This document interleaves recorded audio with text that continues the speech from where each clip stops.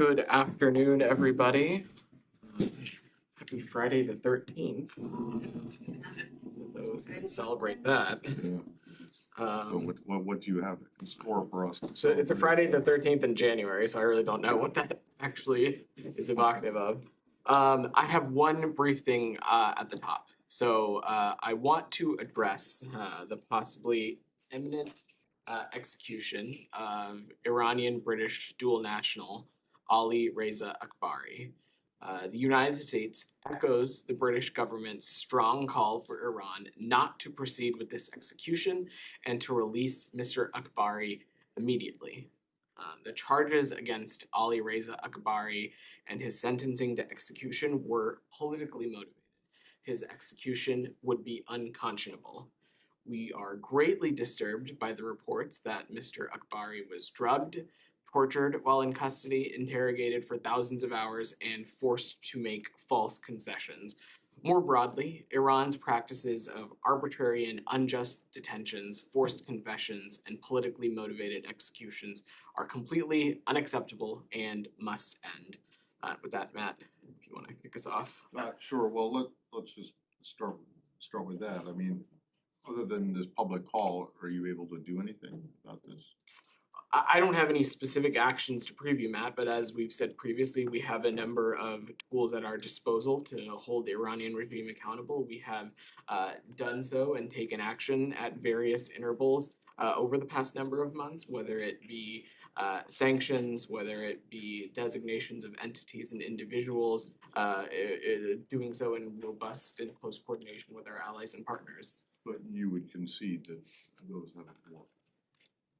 Well, Matt, what I would say is that the actions that we have taken have had an effect. They've had an effect in the sense they haven't that stopped the repression or these executions. I'm not trying to make the case that they have done that, but they have had an impact in further isolating the Iranian regime and making them more of a pariah on the national stage. Okay. And then I just have one other, which is completely unrelated, and that is, and I realize you guys have been looking for this and you may not have an answer. Do you have any more details on this agreement that the Secretary is going to sign this afternoon between NASA and Japan? Sure, Matt. Let me share what I do have. It is largely similar to what Ned said yesterday, in that today, Secretary.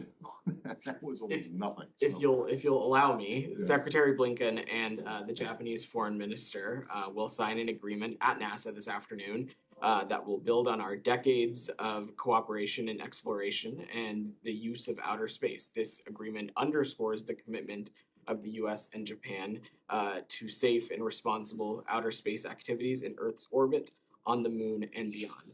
The U.S. and Japan are two of the original signatories of the Artemis Accords, demonstrating our outstanding commitment to sustainable and transparent outer space exploration. Now, to your specific question yesterday on this, the signing of this and its potential impact on forthcoming Artemis missions and the makeup of a crew and so on and so forth, I will let our NASA colleagues speak to that. I just don't have any information on that piece of it.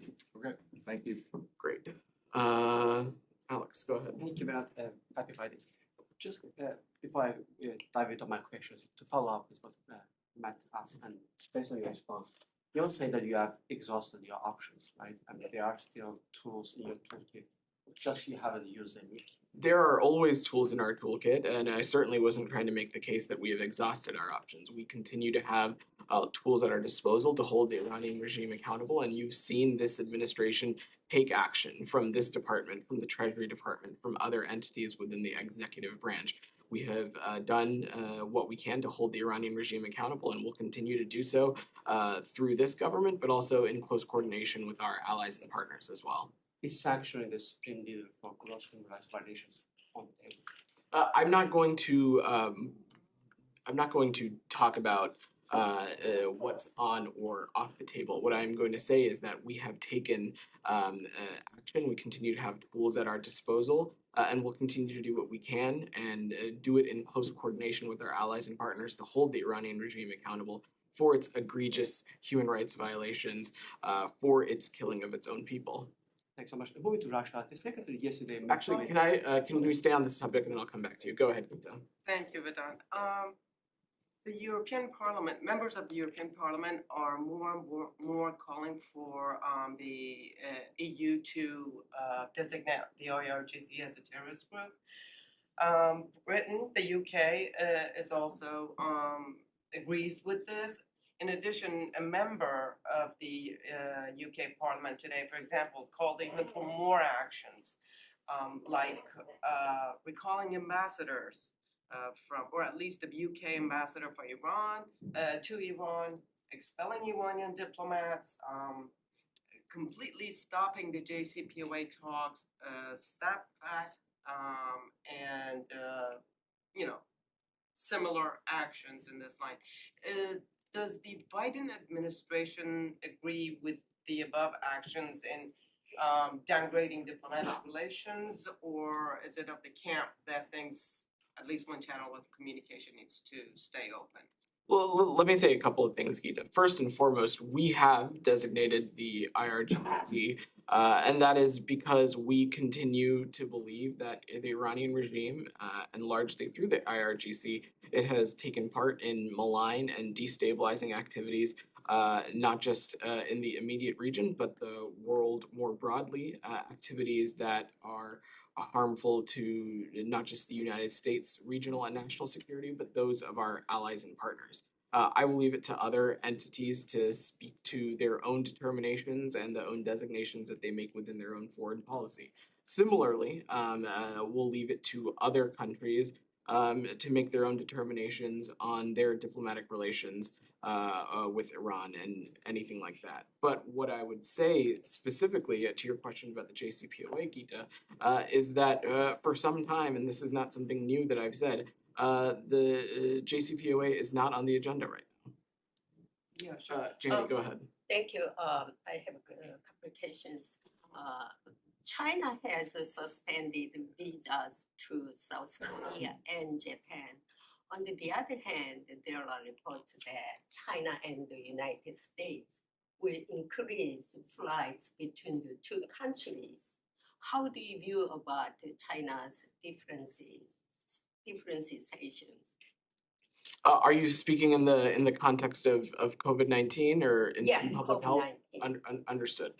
So I will. I'm not going to speak to the public health measures that another country takes. What I will say is that the United States has always made its decisions, and our colleagues at the CDC can speak to this more greatly. On they have based their decisions in science, and as you saw in December, in late December, we issued a mandatory testing requirement for flights originating from the PRC. I don't have anything else to preview in terms of the increase of flights or anything like that, but what I will say, Jenny, again, is that our decision making has been rooted in the science, rooted in transmission, in the prevalence of various variants, and I will let the CDC speak to those. So do you think the South Korean government response to COVID-19 based on scientific grounds was justified?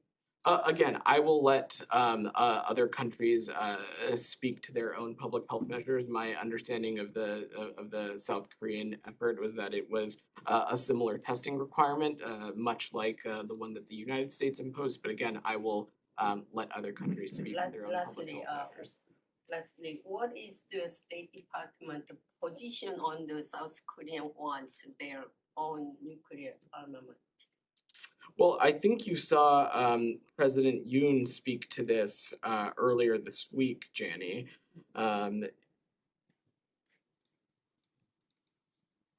To take a little bit of a step back, the United States and the Republic of Korea continue to pursue what we view as a shared objective, which is a complete denuclearization of the Korean peninsula. And the Yoon administration has been very clear that it is not pursuing a nuclear weapons program and that it is working closely with the United States through existing extended deterrence mechanisms. And in fact, it is the DPRK that is pursuing an unlawful nuclear arsenal, raising nuclear tensions in the region, and taking part in destabilizing actions. So the U.S. is going to continue to work with the ROK and will continue to work together to strengthen these extended deterrence programs in the face of the DPRK's destabilizing actions. Yesterday, Pentagon and White House saying they want to be a denuclearization, completely denuclearization of the Korean Peninsula.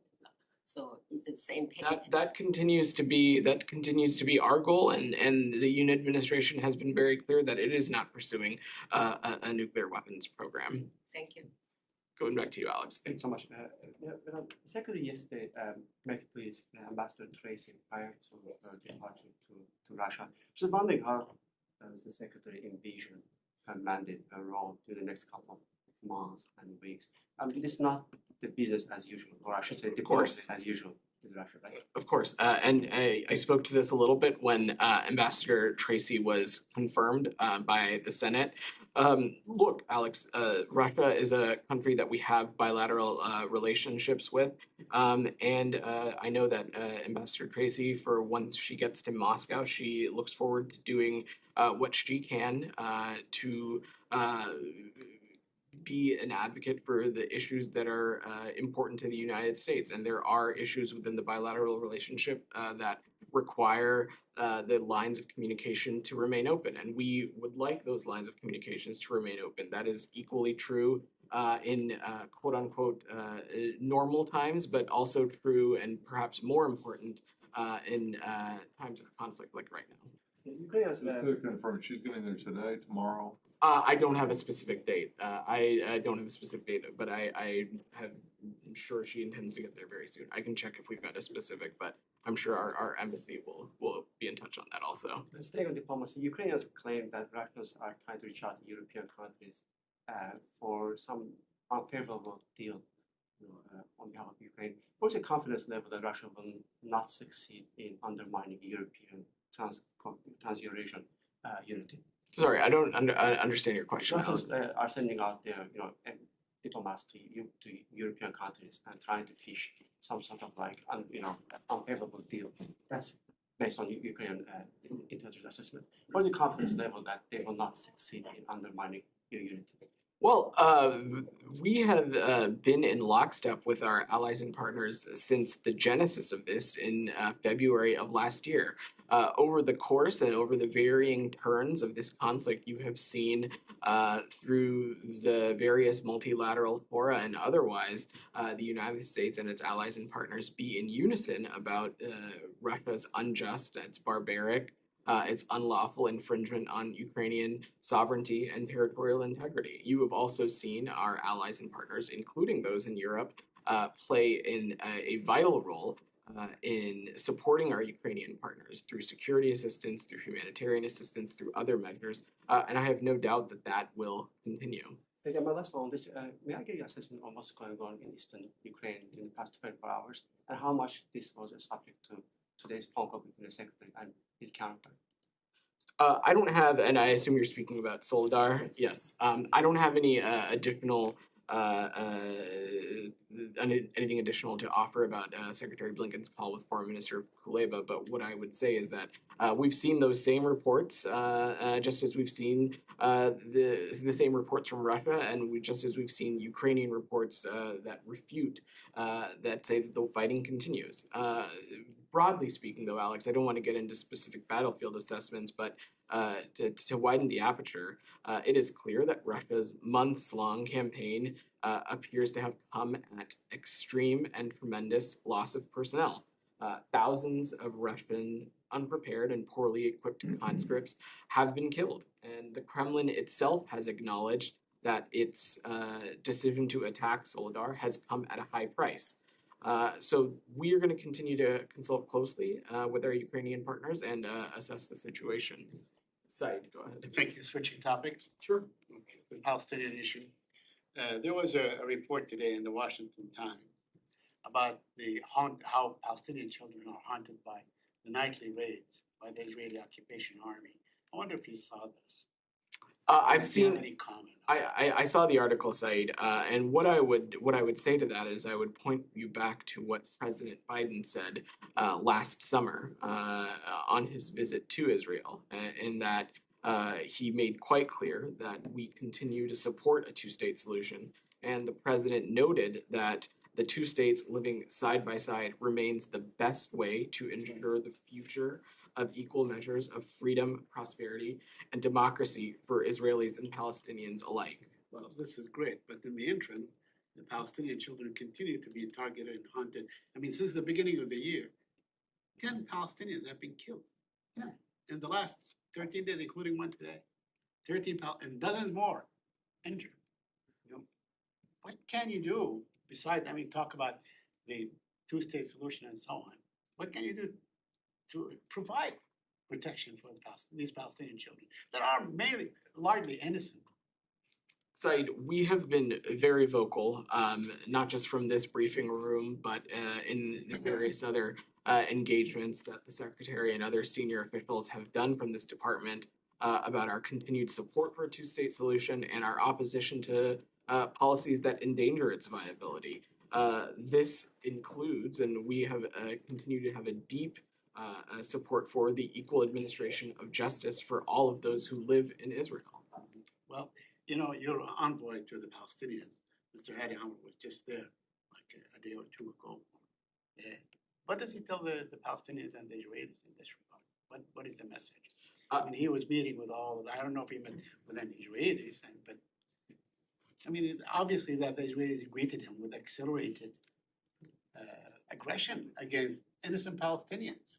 Said, whenever we engage with both the Israelis and the Palestinian Authority, we continue to be very clear that we have a continued support for a two-state solution and opposition to policies that are going to endanger its viability. You have seen the Secretary speak to this. You have seen the President speak to this. It's something Ned and I have been quite clear as well. Bear with me. Sure. You know, the Palestinians are warning that Israel extremist policies and your ambiguity toward these extremist policies just put the whole thing in peril.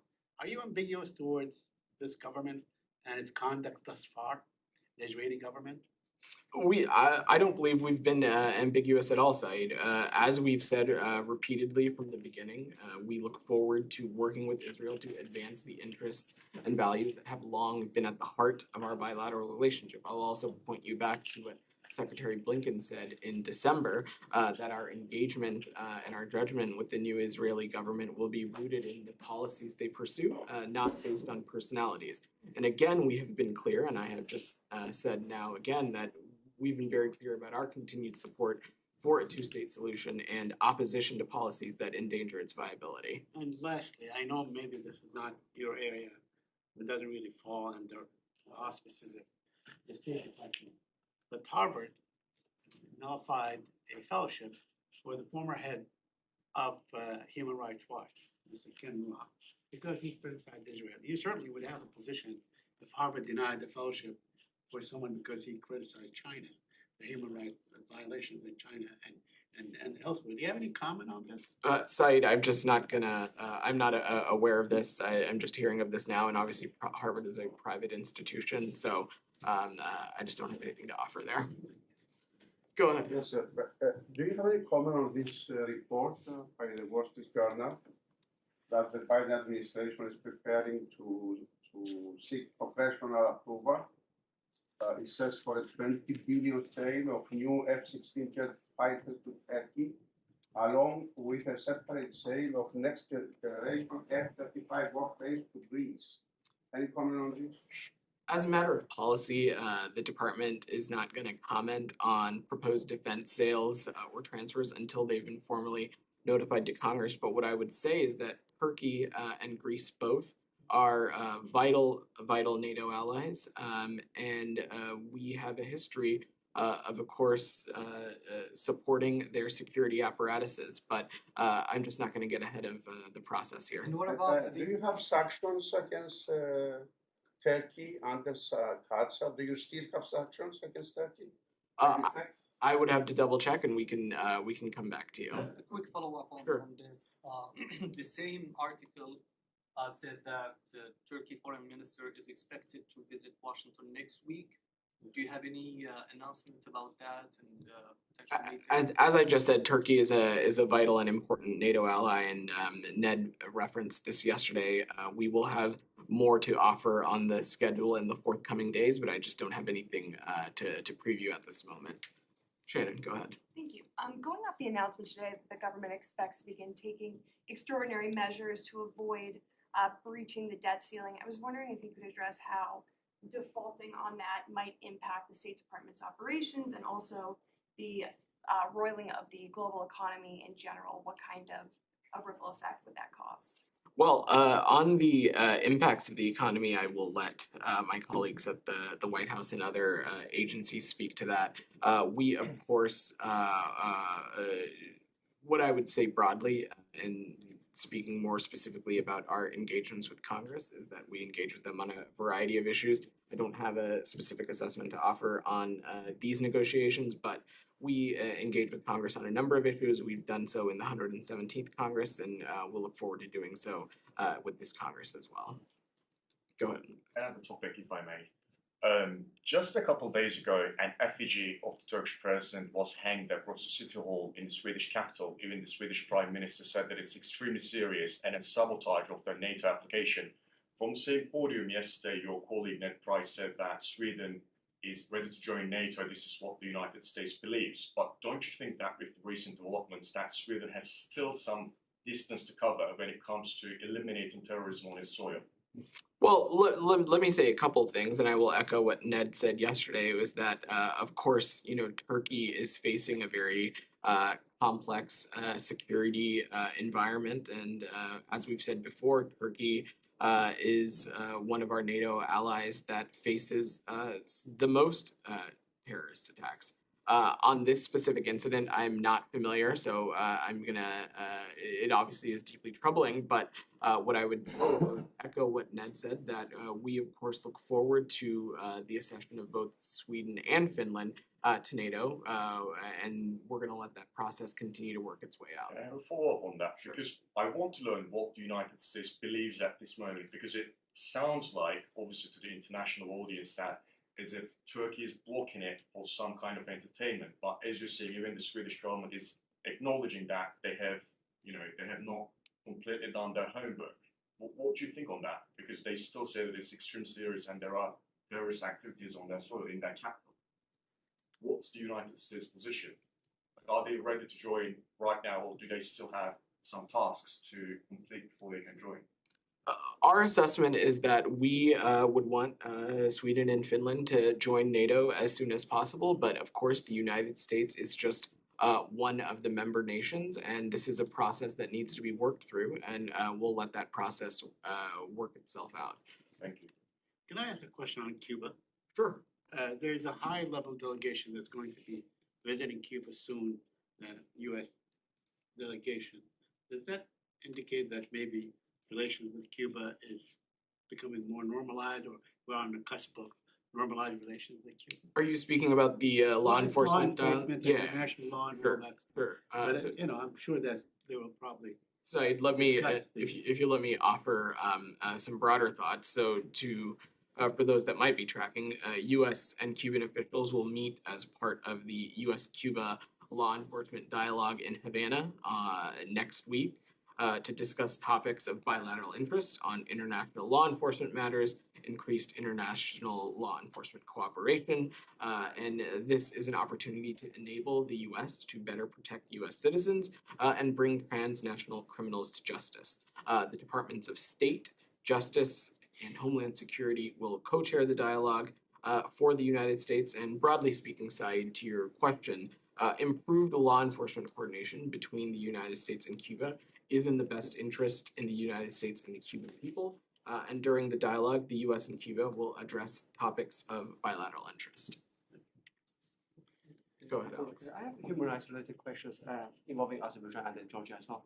Both you and Ned recently addressed the recent arrest of leading activist Bakhtiar Hashim and politician Tawfiq Yaqublu in Azerbaijan. We're receiving conflicting reports, but mostly all of them are about the health situation, which is worsening. My question is, Ned yesterday was talking about new initiative, and he said we can use every possible tool that we have to get political prisoners out of jail. I know that they are not subject to a new initiative, but Assistant Secretary Dumfries called Azerbaijan 2 days ago. Did she raise these cases? This is an issue that we continue to be deeply engaged on and raise directly. The U.S. Remains strongly committed to advancing respect for human rights and fundamental freedoms, and we again, in this case, urge the government to respect its citizens' rights, including the right to express views peacefully. I don't have a specific call readout to offer for you, Alex, but as I said, this is something that we are paying very close attention to, and I will echo what Ned said when this was first raised, is that we are deeply troubled by these arrests, and we urge authorities to release them expeditiously. Thank you. And to Georgia, Ukraine appealed. I'll come to you after, Leon. Sorry, go ahead. Former President Saakashvili, Ukraine asked the Georgian government to transfer medical treatment to Ukraine. Does the United States government support this idea?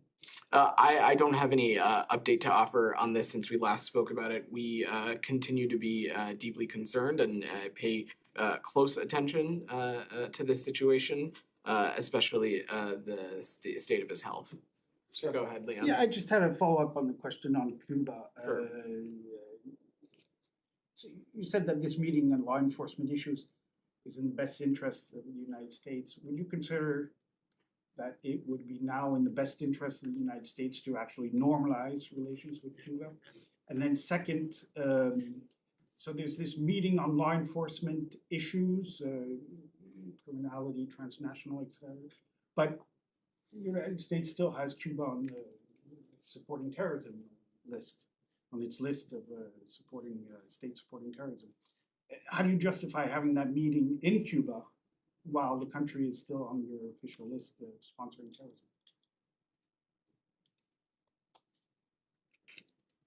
terrorism? Can you repeat the second part of your question, Leon? Sorry. Basically, how do you justify having this kind of meeting on specifically law enforcement issues in general, while at the same time keeping the country on the terrorism list? Leon, there continue to be obviously concerns and human rights concerns that exist. But I would say broadly to widen the aperture a little bit, Leon, following the large-scale protests that we saw last summer, President Biden directed the department to act in two primary areas. The first was to promote accountability for human rights abuses, for which we have announced previously several rounds of sanctions targeting those individuals and entities with direct ties to human rights violations. Specifically, within the context of this dialogue, let me see if I have some more information for you. But as I said, engaging in these talks underscores our commitment to pursuing constructive discussions with the government of Cuba where appropriate to advance U.S. interests. Our belief is that establishing and increasing channels for law enforcement cooperation to better address transnational threats is not at the expense of the serious human rights concerns that we continue to have. And we've integrated these human rights concerns and protections into all of our interactions with the Cuban government. Vedant, isn't the real answer that this administration does not agree with the previous administration's determination to put Cuba back on the SSOT list, and that you've been looking for a way to take them off? I don't have since coming into office. I don't have any update and to offer. therefore that a law enforcement dialogue is not inappropriate, given what you believe is. A law enforcement dialogue is not inappropriate for a variety of reasons, including the ones that Well, I how just many do you have outlined. with Iran? Those are None. slightly How different many- circumstances.